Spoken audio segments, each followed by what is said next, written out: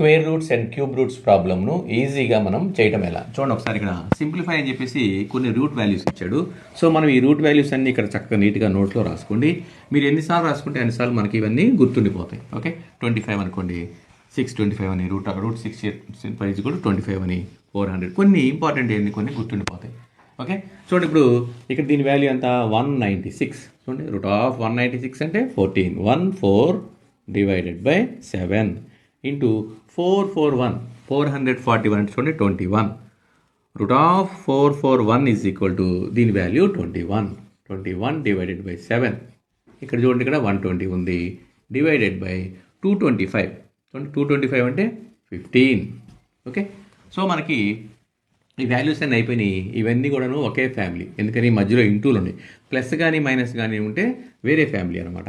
So దీంట్లో ఈ మొత్తంలో మనం నామినేటర్ డినామినేటర్లు ఏది ఉన్నా కానీ ఇక్కడ నుంచి ఇక్కడికైనా సరే క్యాన్సిల్ చేసుకోవచ్చు. కాబట్టి ఇక్కడ 7 టేబుల్ చూద్దాం. చూడండి 7 2s are, ఇక్కడ 7 3s are. ఓకే, ఇక్కడ 5 టేబుల్ తీసుకోండి. 5 3s are, 5 2s are, 5 4s are, 3 cancel. ఇప్పుడు ఏం మిగిలింది చూడండి, ఇక్కడ మనకి పైన ఇంకా మిగిలింది, కింద ఏం లేవు. కాబట్టి 2 ఇంటూ 24 మిగిలింది. చూడండి ఒకసారి, ఇక్కడ 2 ఉంది, ఇక్కడ 24 ఉంది.